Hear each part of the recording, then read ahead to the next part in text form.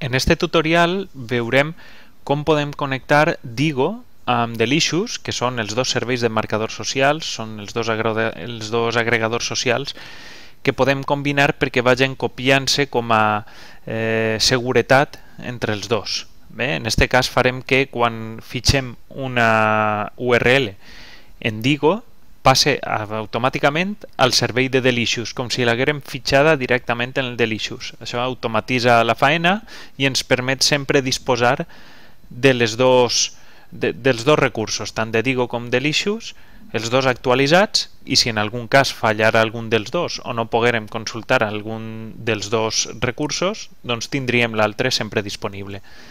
Com fem això? Doncs entrem al nostre compte de Digo i una volta dins anem a l'apartat de Tools.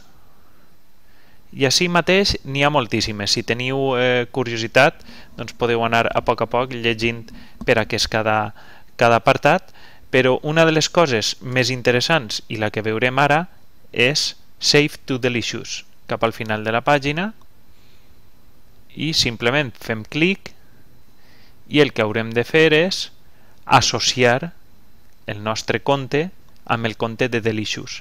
En un moment determinat ens haurà demanat quina és la contrasenya del Delicious, quin és el nostre compte d'usuari. Veieu? Així està connectat amb el meu compte d'usuari de Delicious i per tant no tindrem problema per a mantindre simultàniament les dues bases de dades, per dir-ho així, d'URLs. Un altre aspecte que també ens pot resultar interessant, tornem a Tools, és de quina manera podem fitxar totes les pàgines web que ens interessen. Per exemple, imagineu que volem fitxar aquesta pàgina web. Doncs una manera seria anar a My Library directament i una volta així dins fer clic en Add, New Bookmark, i quan aparega la finestra emergent afegiríem la URL, la copiaríem a mà, amb un copia i apega, li donaríem el títol, marcaríem si volem que siga privada o pública, si ho deixem desmarcat és pública, donaríem la descripció i les etiquetes. Aquesta és la manera un poc més embolicada, menys còmoda de fer-ho, si estem en un ordinador que no és el nostre. Però si estem en un ordinador que és el nostre, tenim unes altres opcions. Tornem novament a Tools i mirem les extensions que podem instal·lar en els nostres navegadors. En aquest cas, jo utilitzo el Chrome, doncs agafaríem aquesta extensió. Si utilitzeu el Firefox o l'Internet Explorer, anireu al Digo Toolbar. En aquest cas, fem clic i ens portarà al Chrome Web Store i així mateix, simplement fent clic així, que a mi ja m'apareix marcat, vosaltres tindríeu això activat en color, faríeu clic així damunt i s'instal·laria en el navegador.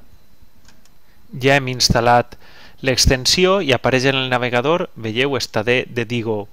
Simplement entrem a una pàgina web i per activar-la, per a fer-la servir, seria tan senzill com entrar a aquesta pàgina web, la consultem, veiem que ens interessa, volem arxivar-la, fem clic en la D, ens apareix este menú i podem, des de començar a marcar en un destacat determinat, en verd per exemple, les parts que més ens interessen de la pàgina web,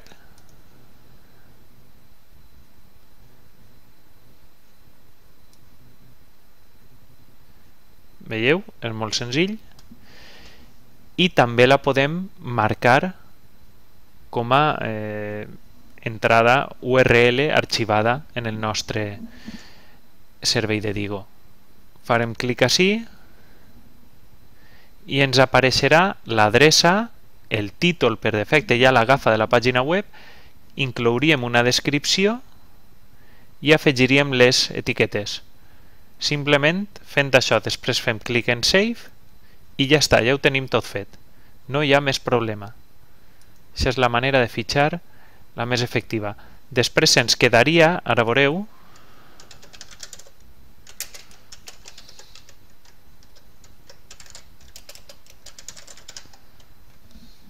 ja hauríem fitxat la pàgina en aquest cas i podríem visitar la nostra llibreria des d'ací mateix també i observar com s'ha emmagatzemat, en aquest cas, una nova edició d'Experimenta, i fixeu-vos que el destacat que hem fet, destacat en color verd, ens l'ha arxivat. I, per tant, si aquestes eren les dues úniques dades que ens interessaven de la pàgina, simplement consultant ara el Digo ens remet als dos aspectes que hem destacat de la convocatòria.